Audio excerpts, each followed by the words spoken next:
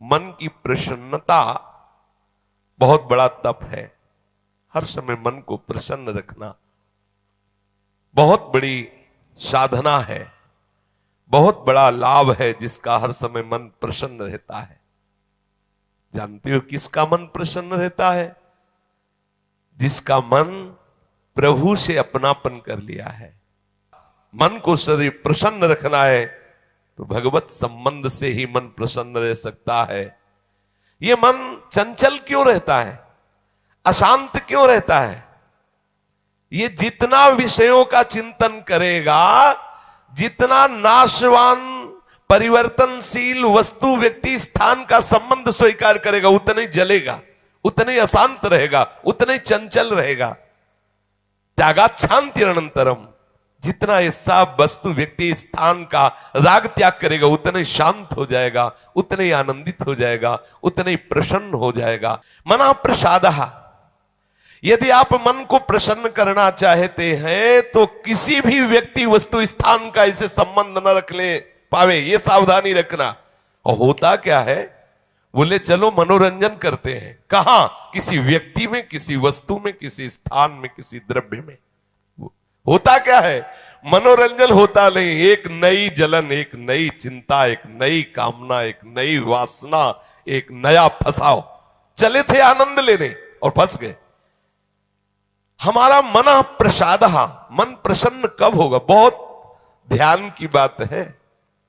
भगवान कह रहे त्यागाच्छांति अनंतरम, यदि आप शांति देना चाहते हो अपने मन को, आनंद देना चाहते हो, प्रसन्नता पाना चाहते हो, तो आप वस्तु व्यक्ति स्थान के संबंध से रहित कर दो अपने मन को। एकमात्र प्रभु के चरणारविंद में आप अपने मन को लगा दो। फिर आप देखें आपका मन सदैव प्रसन्न रहेगा, क्योंकि प्रभु अविनाशी है, वस्तु व्यक्ति स्थान परिवर्तनशील है। वो एक रस प्रसन्न रह ही नहीं सकता जिसका वस्तु व्यक्ति स्थान से संबंध है, नहीं रह सकता, क्योंकि वो एक रस नहीं है तो मन कैसे एक रस होगा? वो विनाशी है, परिवर्तनशील है, मूल में दुख है, केवल ऊपर से सुखद दिखाई दे रहा है।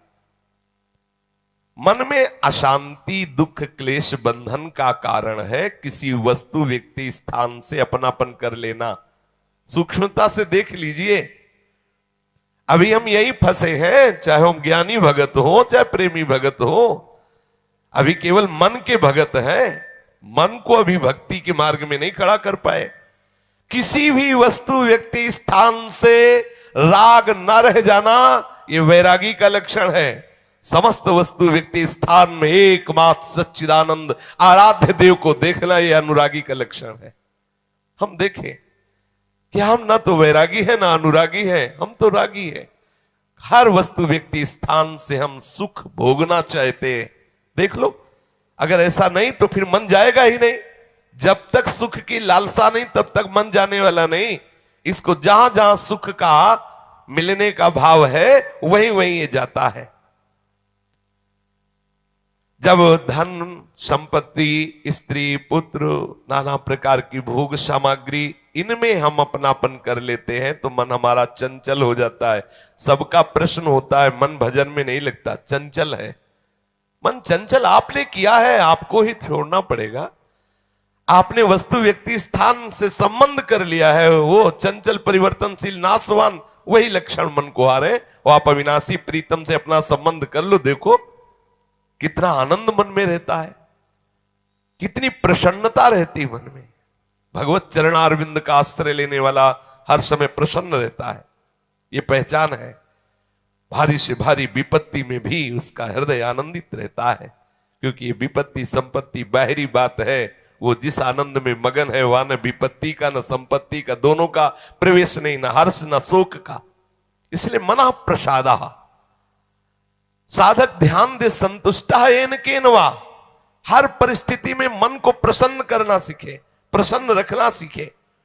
परिस्थिति में प्रसन्न तभी रह सकते हैं जब भगवत चरणारविंद का आश्रय नहीं। कभी परिस्थितियां किसी को चैन नहीं लेने देती, कभी संयोग, कभी वियोग, कभी हर्ष, कभी शोक, कभी अनुकूल, कभी प्रतिकूल, कभी मान, कभी अपमान, इसी द्वंद्व में हम पिसते रहते हैं।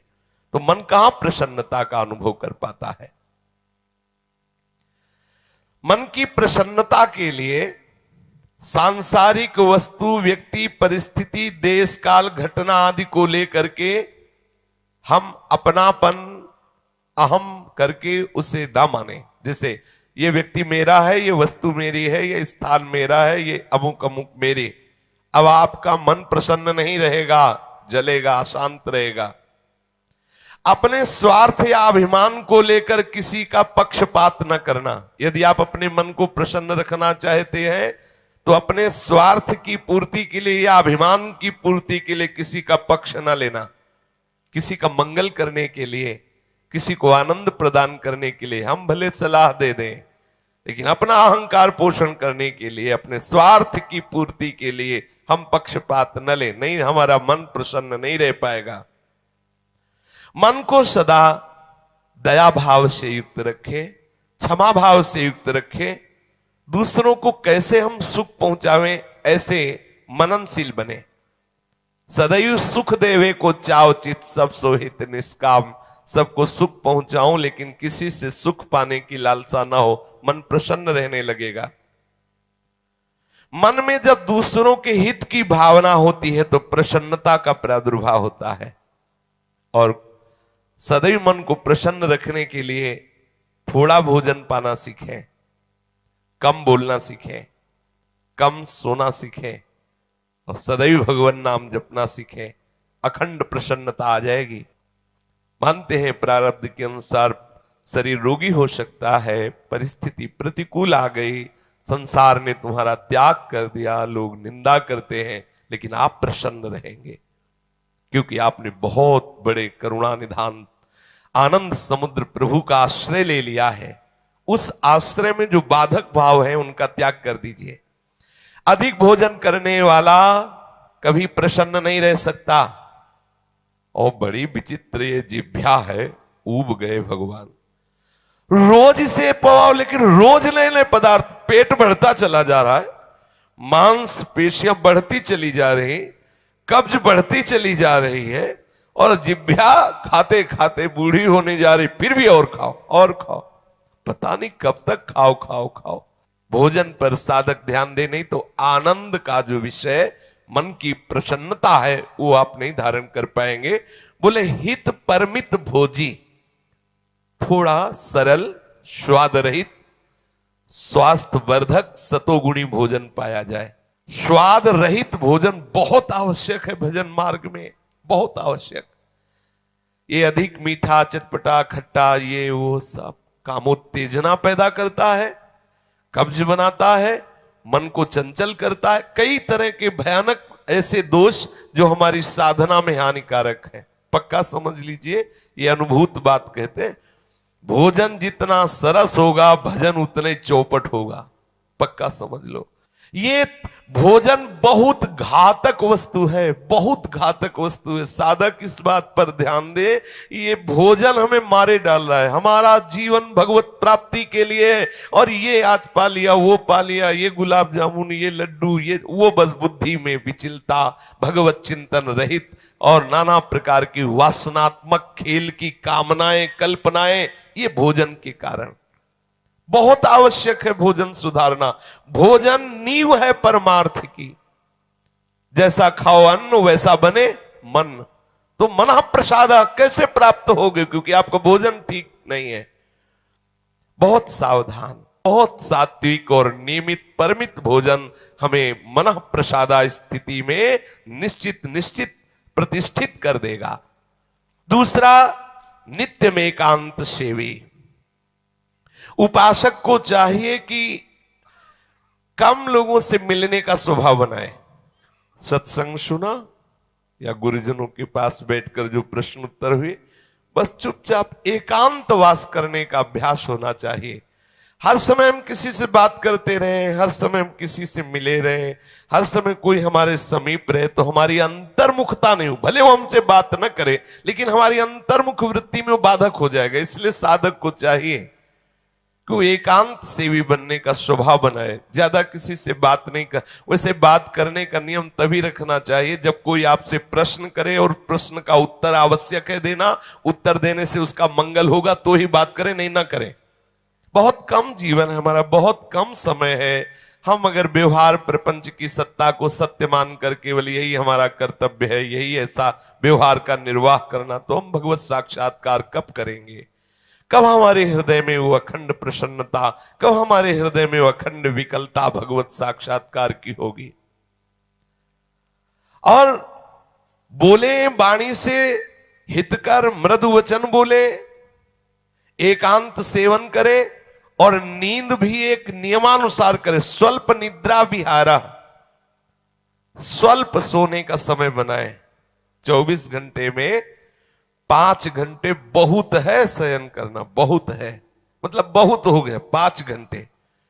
6 घंटे तो उनको जो बहुत शारीरिक श्रम करते हैं, 7 घंटे मतलब खत्म। अब इसके आगे साधक शब्द नहीं लगेगा। 6 घंटे तक तो मतलब बहुत हो गया कि बहुत श्रम करता है, इसलिए ठीक है। 7 घंटे मतलब प्रमाद स्थिति आ गई, 7 के बाद तो प्रणाम है, फिर तो कोई बात ही नहीं है। अब आप देख लो किस श्रेणी में आप हैं। उत्तम साधक 4 घंटे में हो जाता है, ठीक है। 5 घंटे, 5 घंटे पर्याप्त है। और जिनको बहुत शारीरिक श्रम होता है वो 6 घंटे, और कुछ तो ऐसे होते हैं कि हर घंटे में झपकी, हर घंटे में आनंद।